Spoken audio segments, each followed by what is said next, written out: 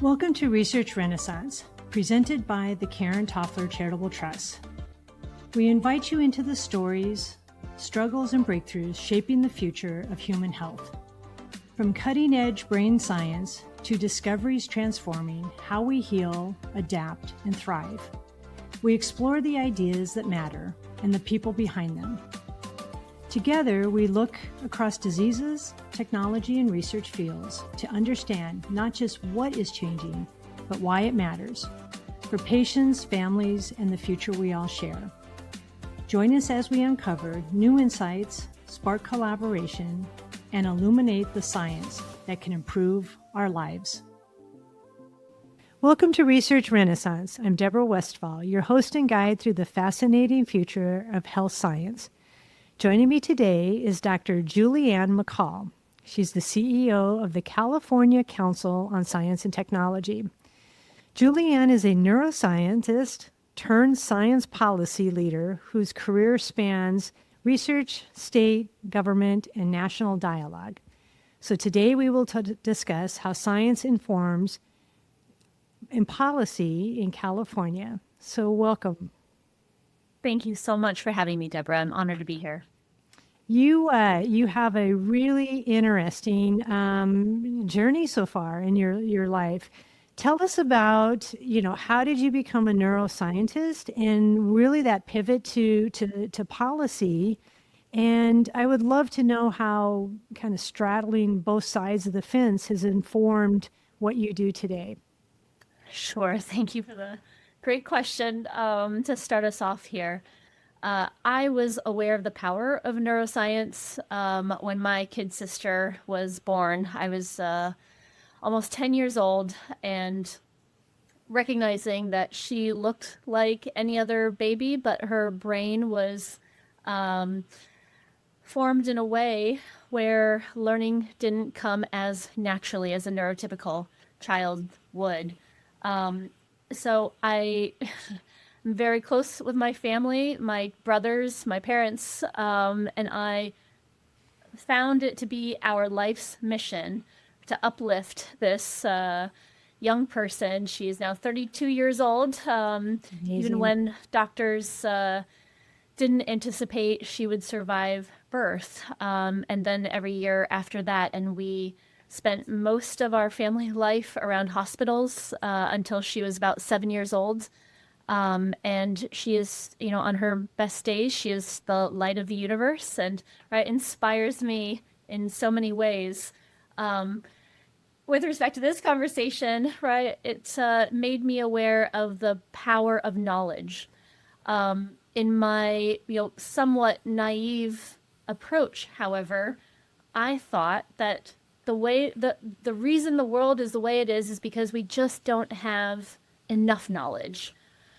So I dedicated 16 years in academia to neuroscience research. I worked in 12 or 13 different laboratories here in the United States, in Sweden, in Germany, and here in the United States, mostly California and Ohio, contributing to research that advanced epilepsy research, autism research, spinal cord injury research was the primary focus of my PhD thesis in Heidelberg, Germany. But as I dove deeper into the research, I couldn't help but be a human in the normal human world. And while on one hand, I was working diligently and day and night to conduct my experiments. I worked in gene therapy for brain and spinal cord injury. I also saw the world moving at normal human pace and wanted to be a part of that as well to counterbalance the glacial pace of the promise of research, where spinal cord injury patients would enter our clinic and they would want to know, how soon can your research benefit me? And we would have to be honest and say, even if our experiments work, it will be about 30 years, right, until there's some treatment that you can apply for. So to counterbalance that, I was always the person who was engaging in science education programs in the community. A handful of Fulbright alumni and I started TEDx Fulbright as we saw the power of convening people around really ambitious ideas and programs. And, by nature of that, I got involved with global efforts across the Fulbright community, neuroscience education, like the International Brain Bee program. And I saw the significant contribution that policy makes to how our science is applied to societies. And at first I was pretty frustrated reading about certain policy decisions and thinking to myself, that's upending our scientific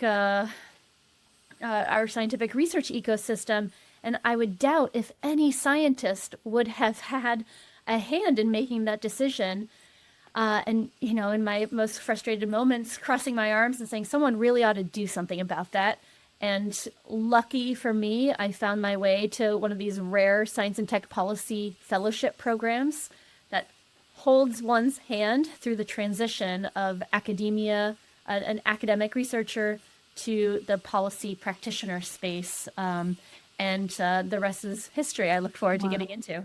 Yeah, wow. What was that like? I mean, you spent so much time in the research side, and then now you're in this kind of this portal of policy, which, can be sometimes very hard to even describe what policy is. What was that like? Thrilling. I think most of us get into science because we want to change the world for the better. Yeah. So it actually wasn't that much of a leap from advancing our knowledge to treat patients, to benefit, environmental sustainability, you name the science. And there's a human impact driving that passion more often than not. And I was always one of those, grad students who wanted to know who's funding this and why. And just by nature of my PhD experience, I started my PhD at the School of Medicine at the University of California, San Diego. And my relatively young professor, Dr. Armin Blesch, was recruited to Heidelberg University, the oldest university in Germany, to establish a new research center for adult neuroregeneration. And as his first PhD graduate student, I was invited to join him. So to be able to see the behind the scenes look at what it took to create an institute, it opened my eyes, right? Up until then, it was almost an entitlement that, of course the world needs research, and I'm willing to spend much of my time, right, day in and day out, into advancing this, but to appreciate the funding mechanisms, the cross-sector partnerships, the engagement with patients to ensure that our research agenda was aligned with where people wanted supports and help. It wasn't a far leap. And once I got into the policy realm, again, with the privilege of one of these state policy fellowship programs that is now blossoming because of a recent investment by the Gordon and Betty Moore Foundation, $25 million to develop and grow state policy fellowships to span 26 or more states in the U.S. Inspires me because it helped me understand that my scientific training had far more applicability and transferability to policy than I would have ever had the boldness to expect. I really thought at one point, the only thing I know I'm really good at is micro neurosurgeries on rodents. That wasn't getting me jumping out of bed in the morning. So to understand that the critical thinking, what Carl Sagan quoted as the baloney detection kit, right? The tens of thousands of hours we spend in academia learning how to gauge the relative weight of different pieces of evidence, right? To understand that there is a wide spectrum of evidence from anecdote to, consensus report and everything in between. That's what policymakers have to do every single day. And it's not just in a controlled experimental setting, but in the wide, vastly rich world of human society. Yeah. And happy to get more into the nuts and bolts throughout this conversation. Yeah, so let's talk about that because you're working with a whole bunch of different people, I imagine, a whole bunch of different kind of backgrounds. Um, I imagine that are there people like you with the science background, or are you mostly talking to non-scientists and you're having to negotiate, explain, and educate and move forward that way?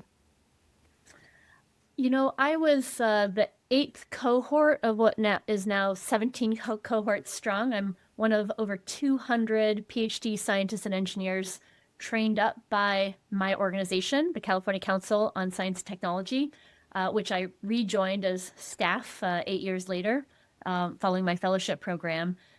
So we are a very close community. There's a concept of crisis intimacy where my cohort of 9 fellows, during certain moments where policy analysis can be really difficult, right? To not have a textbook tell you where to gather information, at what point in the process, who knows the most in these unwritten decisions. The crisis intimacy of making that leap from a career that you have trained to be such a specialist in to a career position where your ability to be a generalist based on the skills that allowed you to specialize is now your superpower. It took a moment and to have my hand held through that process. So there are over 100 of us still working in California policy that have been trained in the same program. Apart from that, I mean, there are thousands of state scientists predominantly working in the executive branch agencies. I look to Chief Scientist of the Department of Water Resources, Dr. Luis Conrad, and many others. Even in the legislature, we have a mathematician, Dr. Jerry McNerney, who spent 16 years in Congress and became the go-to AI expert. So it's not rare to come across someone with a scientific background. Now that CCST has been doing its magic, making its magic here in California, and to be able to go to Washington, D.C. and work with the national academies and the Congressional Research Service and the State Department and Office of Science and Technology Policy, we are a very close-knit community, I think, because of how unusual that the concept was to jump from one career to the next. And even still in academia, you don't see very many direct degree programs spanning the policy and science worlds. But you do see a lot of student interest and student groups. So I rarely feel like I am out of place when I'm in these policy conversations.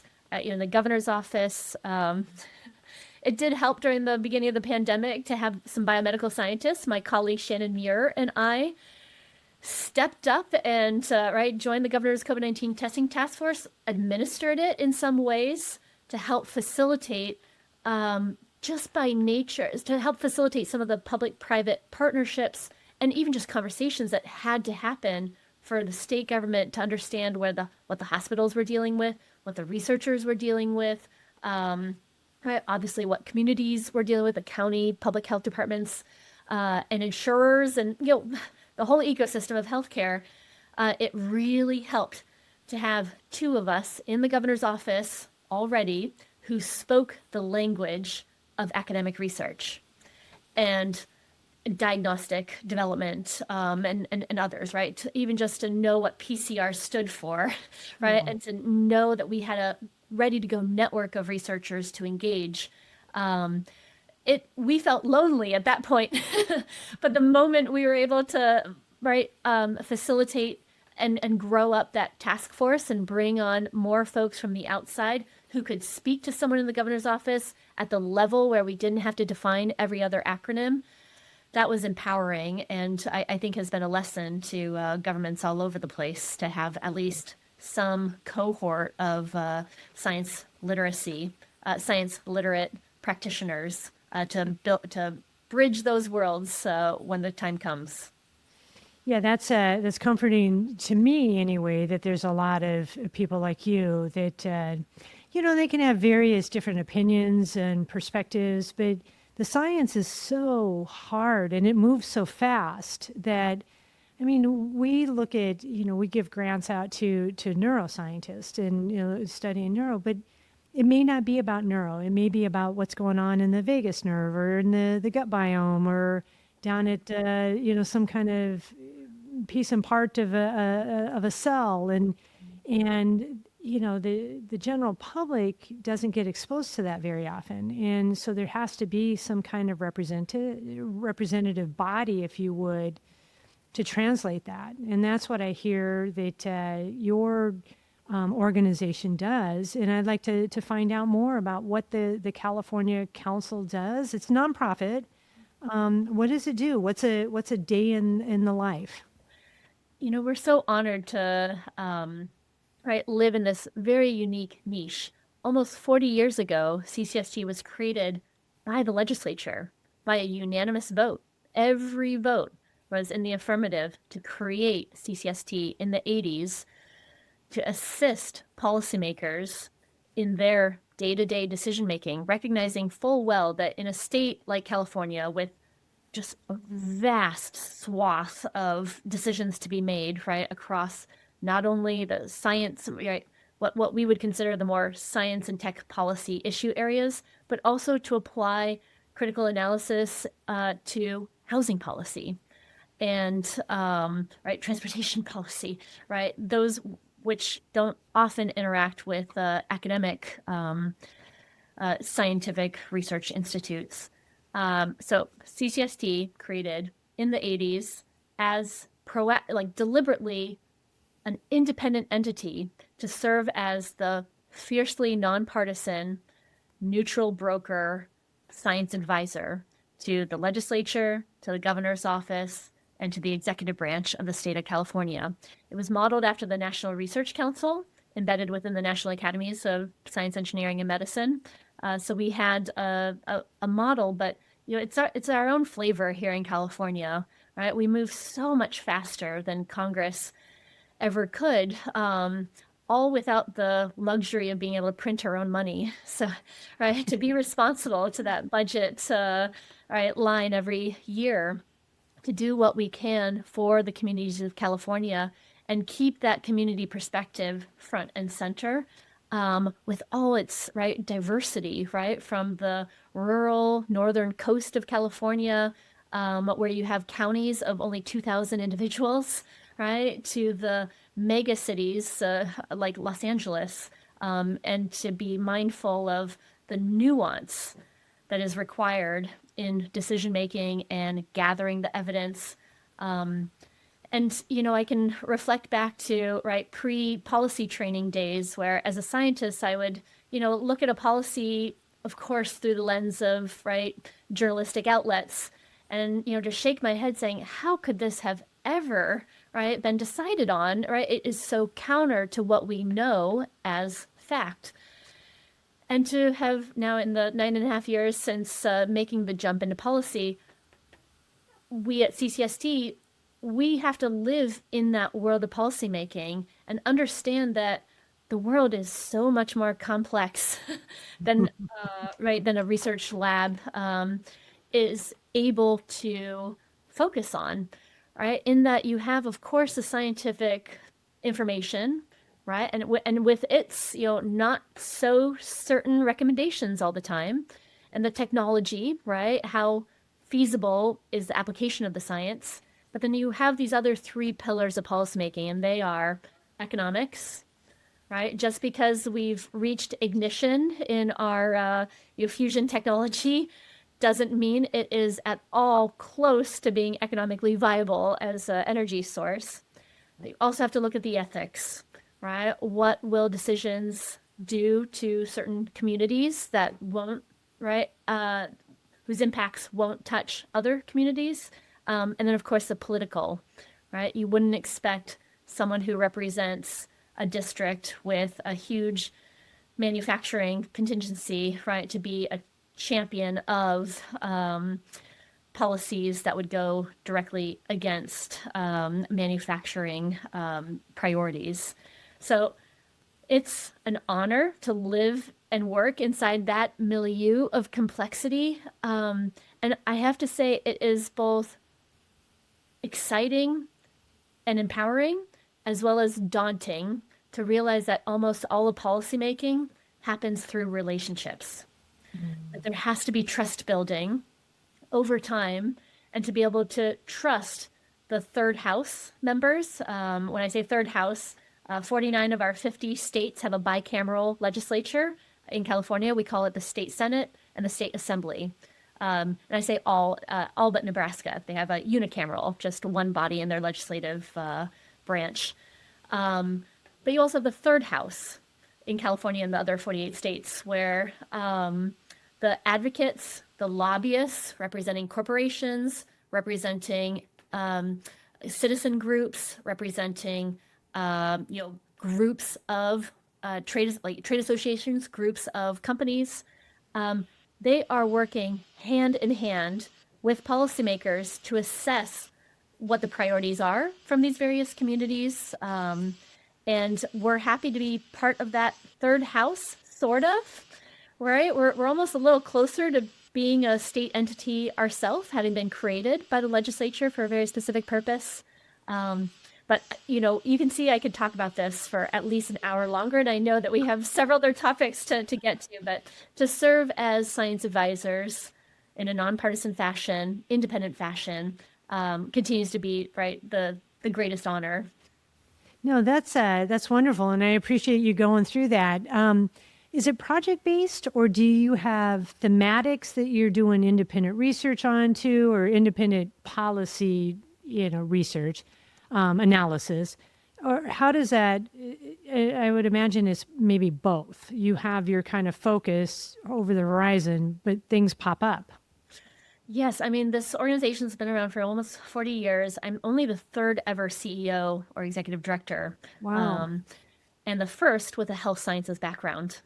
Yeah. My two predecessors, Dr. Susan Hackwood, was an engineer, worked at Bell Labs, right, largely in energy spaces. And then my immediate predecessor, Dr. Amber Mace, was an environmental marine scientist. And so just by nature of their network of experts across California and beyond, and their familiarity with the topics to engage policymakers, our strongest portfolios are just that: energy and environment/climate change. In the last 2 years, by nature of the state's needs, we have quickly built up a portfolio in the artificial intelligence space, and expanding that into quantum technology and other emerging technologies like fusion as well. So we do have a handful of project program modalities. Our fellowship program will continue to be a flagship of our organization, but that entails about 20% of our portfolio more holistically. And I'm happy to get into how we provide that science advice. Yeah, please do. Please do, because I think people need to know where some of these come out, because they see the end state, right? They see the end state, they see it in the newspaper, maybe there's a vote on it, but how does that happen? So, like the scientific organization that we have broadly taken an experimental approach, right? We are not married to any program if it, turns out to be less effective than we had hoped. We're quite inspired by the Commission on Evidence-Based Policymaking that was launched under Obama's administration and furthered under the first Trump administration and Biden administrations, to take as much data as possible to inform our own decision making. The fellowship program has been the greatest success we could have possibly dreamt of. We have, as we're modeled after the National Academies, National Research Council, specialized in consensus reports with conclusions, findings, and policy recommendations at the end. Those reports, can take several years. right? We're very deliberate in gathering steering committees that are representative of cross-disciplinary, cross geographic lenses. So the reports will continue to be a pillar of our work. We're also These are the fellowships too, right? The fellowships, they come in, there's a certain amount of time they're working on these reports. Is that? oh, thank you for asking. Yeah. So let's talk Actually, about the quite the same. fellowships and where they fit in too. Here I'm talking from my own little bubble here. Pardon me for that.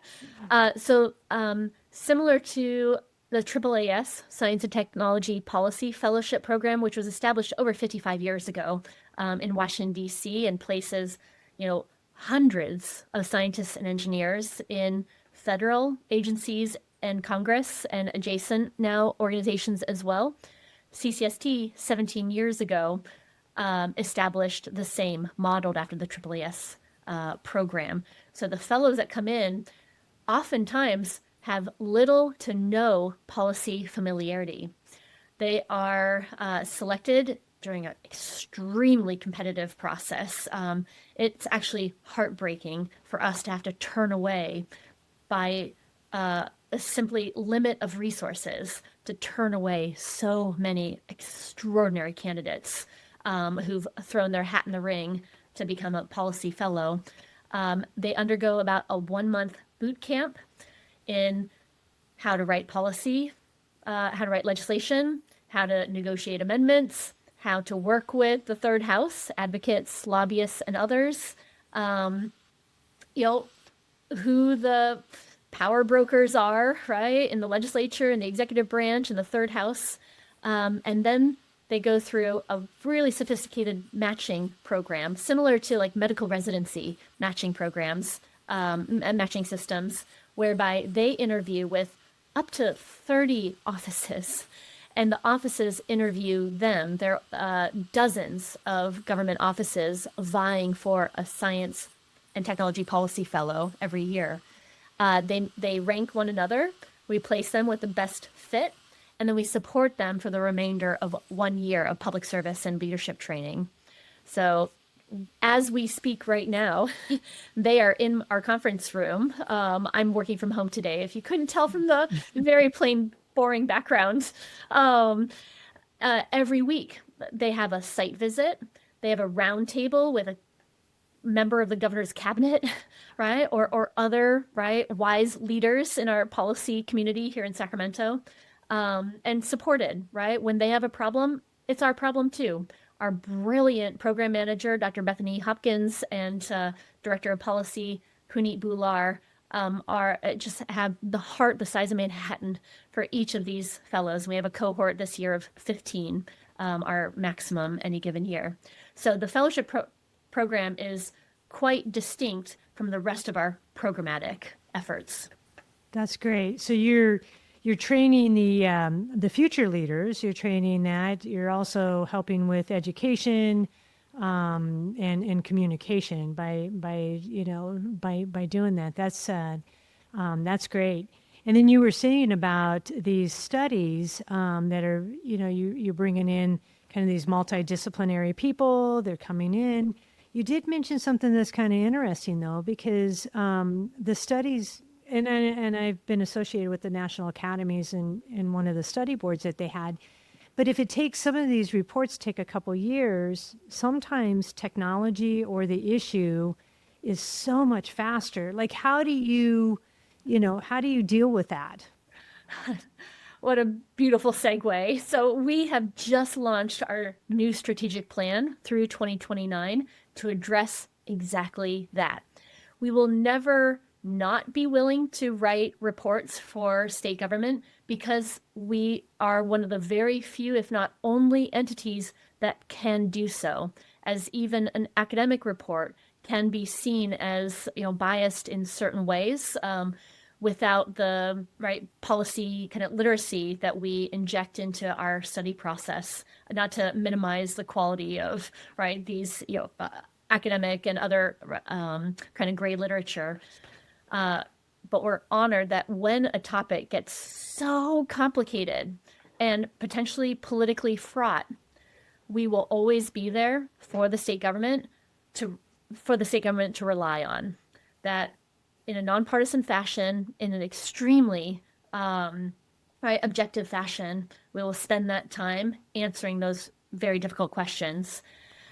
But to counterbalance the duration that those reports require, we've also launched recently some new efforts to be much more nimble and ever present in the specifically legislative policy staffers world by launching last fall, October 4th, I want to say, was the launch date of a brand new program, and that is a Legislative Staff Academy for AI Policy, where we are going into the legislature, right, on their timeline, knowing exactly when staff have a little more breathing room, when your deadlines are certainly lessened, exposing them to the experts across sectors. So we've brought in not only the academics and industry leaders, but also representatives studying organized labor impacts and community college training programs and other policy impacts in the wildfire space of AI technology and capabilities. So we launched our kind of initial phase last fall. This is all via philanthropic support from Omidyar Network with some additional support from the Caper Foundation, to then learn enough about what sticks and what resonates with legislative staff to then launch our full program this fall in 2026 with a kind of cohort model, learning from the success of our CCST Science and Technology Policy Fellowship Program, where we bring together a cohort of 15 that not only provides that like classroom feel at times, but also the power of the cohort itself, where any individual in our CCST Science Policy Fellowship Program can learn from 14 additional perspectives and experiences to accelerate that process of becoming wise. And we're excited to do the same for legislative policy staff who are at the front lines of some of society's most pressing challenges, right? AI technology itself is changing on average every 6 months. Yeah. So, when a policy staffer must be responsible for hundreds of bills on behalf of their member of the legislature, to also have their ear to the ground with what's happening in the science and technology space, it's a place where we are so honored to come in and provide that support that's in the language that they want and have asked for, and to be nimble. Right, on any given day, right, within 48 hours, we can turn around, contacts with expertise in a particular topic of the bill analysis that they're writing, for example. So there's that staff academy, the legislative or policy staff academy concept we proudly launched, and engaged over 100 legislative staff out of 120 offices in the California legislature. But we've also launched another type of secondment to add to our portfolio with the fellowship program, and that is senior science advisors placed in policy leaders' offices. We have placed one so far. Just a few weeks ago, Dr. Andy Jones from the Lawrence Berkeley National Laboratory is a direct senior science advisor to Secretary Wade Crowfoot of the mega agency of natural resources. We're also in conversation with a handful of other cabinet secretary offices to place similar senior science advisors, similar to the model at the White House, where you had Dr. John Holdren and Dr. Arti Prabhakar, providing that in the moment, nuanced guidance and connection. So often the case in policymaking, you can't always be the subject matter expert. There are 2,500 bills that are introduced every year, right? Even if you tried, but you can know who to contact for what topics at what time of the process, and that's our superpower. Yeah, that's man, the amount and the acceleration back to the AI.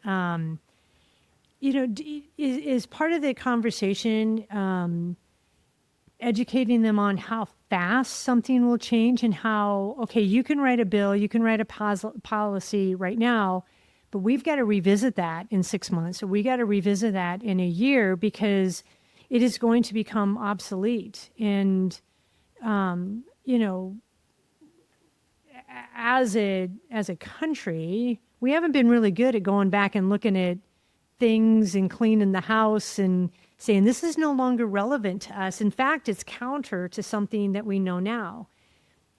How do you deal with this obsolete kind of knowledge or recommendations? Because that has to be a part of the go forward, I would imagine.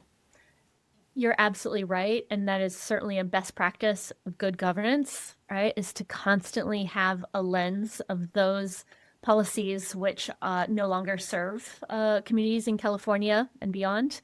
We're lucky in California legislature to have legislative council. It's a nonpartisan, non-political office within the legislature that essentially writes every bill.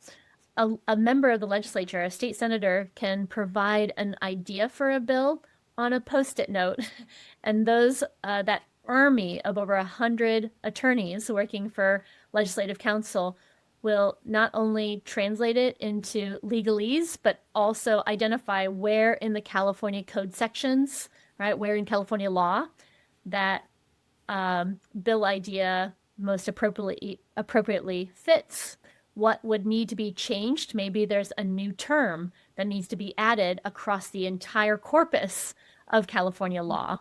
And on a regular basis, there are kind of the consensus reports whereby legislative council is on an ongoing basis identifying which policies are in direct conflict with one another, which don't include more the modern technology and even just words that we're using these days. So we're very lucky in the state of California to have that built into our system. As with everything else in a finite world, there are just so many hours, right, in a week, and occasionally those priorities, right, must be determined. So I'm not saying that it's a perfect system, but we are all in this together. I mean, yes. Yeah, it can't be a perfect system. I mean, people might, gripe and complain, or but there's a lot of connections, a lot of things to consider. It's just modern society. Tell us about Brain Bee, because you brought that up, and that seems to be a real light too. Oh, goodness. I was a high school student myself who participated in, I think it was the third ever International Brain Bee, punk high school senior. My high school principal found out about a local Northeast Ohio Brain Bee competition. We had a little booklet published by the Society for Neuroscience, Brain Facts, which continues to be published in partnership with Dana Foundation at one point. And I felt like I found my people. High schoolers don't often have that opportunity to engage with neuroscience. Because of my family background, I'd already been interning at the neurosurgery clinic in neurosurgery department at Cleveland Clinic, as well as their Lerner Research Institute for Neuroscience. And seeing just what a powerful channel that was from the student perspective, I was so eager. As soon as I found my way to my Central Ohio university, Denison University, I was eager to create a Central Ohio Brain Bee. And I noticed that my professors were giddy with the anticipation of engaging with the type of high schooler who would spend their weekend, right, answering questions about neuroanatomy and neurological diagnostics. So I I had this realization that it is as much of a channel for young students to engage with a scientific discipline as much as it is a channel for the scientists to engage with their local community. So, right, on that high, I moved to San Diego for my PhD, and I started with some others, the San Diego Brain Bee. And I mean, it continues to be a model local program.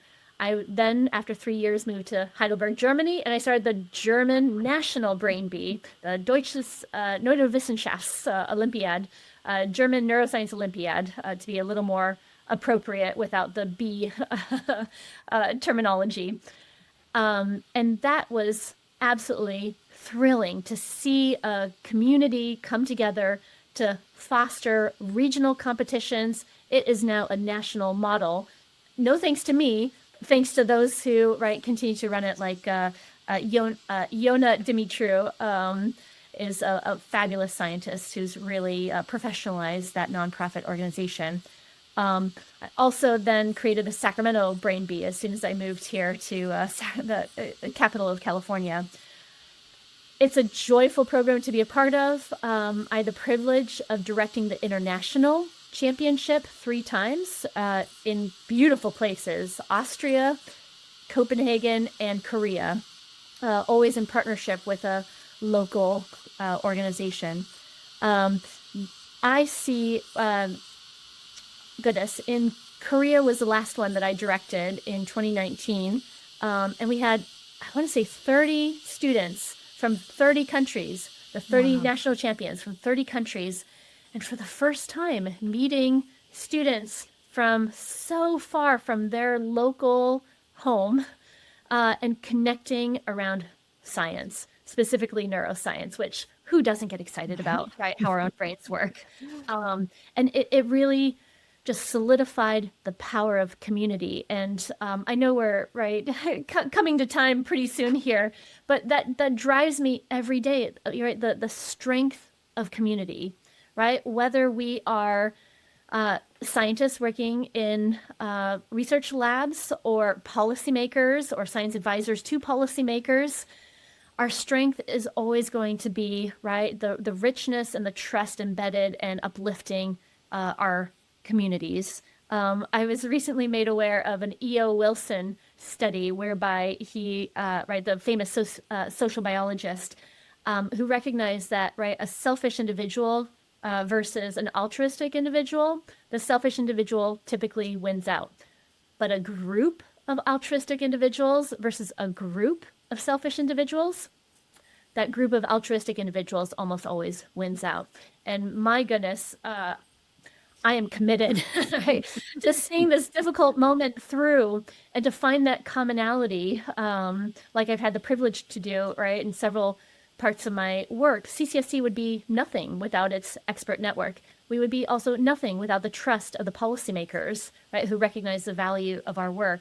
And to loop back to the Brain Bee, to see that in person, where we would set up the students for the live judging session after an intense neuroanatomy exam, neurohistology exam, interactive patient diagnosis exam, and written exam. In the live question answer with a live judging panel, we would sit the students in order alphabetically of their country. And so to have these students from Iran, from Israel, from so many of these countries whose governments don't get along, to see that strength build and that trust build between the students, it still inspires me. And the executive director now of the International Brain Bee, Dr. Astrid Eberhardt, as well as the founder, Dr. Norbert Maslinski, continue to inspire me on what it means to build a strong and trusting community. Yeah, that's amazing. You're changing lives. It changes lives. It's not only exposing them to this really amazing area of science, but giving them a different perspective about just people and humanity. So that's, that's really amazing. So with only three CEOs for the last 40 years, I imagine you've got a lot of time left, and they're not going to get rid of you anytime soon, or you're not going to leave. What are you looking out the next 5 or 10 years? What are you hoping to achieve? What are you the most excited about? Tell us about what that looks like. Thank you for such thoughtful questions once again from beginning to end here. I would love to provide the tools to scientists, to engineers, to science enthusiasts to engage with their policymakers as capably as the existing community of the third house. I would love that, CCST not be a sole orchestrator, and we are not. There are so many fabulous partnerships between academic centers and academic individuals and their counterparts and in policy offices. But so often I'm in front of an audience and students, early career researchers, veteran researchers will ask, I want to engage, right, in the policymaking process. I feel like, right, my research has some bearing on the health of, California communities. How do I do so?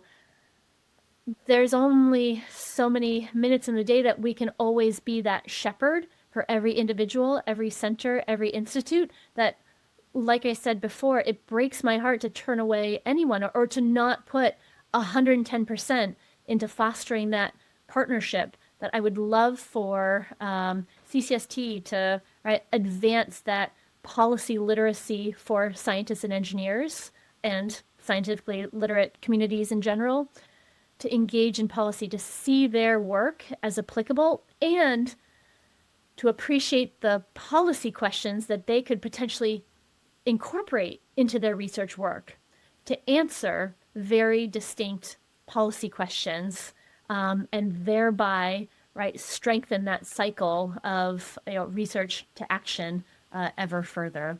So, in a very blue sky nutshell, that's how I would respond. I think that's needed, though. Like, if time is speeding up, if the if the technology is moving faster, if our institutions can't keep up, it seems like that is really needed to have, maybe more people, more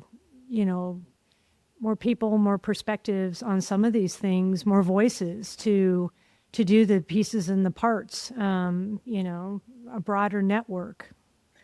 Absolutely. And the policymakers, they're hungry for it. Yeah. It's so often, I think, the culture divide, right, between research and policy, that it becomes, it's not as fluid as anyone would want it. And, CCST, we're working on kind of the culture of, evidence-informed, evidence-based and science-informed policymaking. I mean, our policymakers are heroes. What they're dealing with on a regular basis, right? Some of the most horrific circumstances, right? Everybody looks to them for solutions. But what they deserve is far more support in their decision-making, and ready support, that they don't have to be the ones always seeking it out. But where, my perfect world is when we are constantly at that door on speed dial, ready to jump in with the very sophisticated selection of experts for any given moment, any given time, any given location, etc., to be the science advisors that they deserve.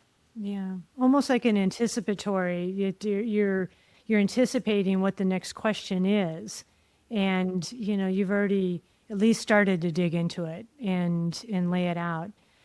Kind of one final kind of question, because do you help kind of dissect down some of these problems to take away, because researchers and scientists are really good at, okay, but where do we start? Like, we need to start here, we need to start here. You do these first things first and do that second.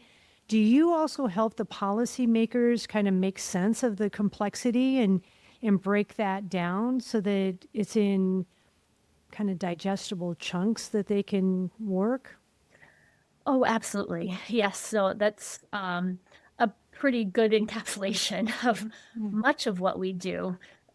A neuroscientist understanding energy policy would be as confused, right? As an energy right specialist in the neuroscience field, right? To draw out the insights that are critical for policymaking, right, is an art in and of itself, is a skill in and of itself. Yeah. To also know the process. The issue that is top of mind right now, the federal government has its IPA, the Interpersonal Act, is it? I think so. IPA.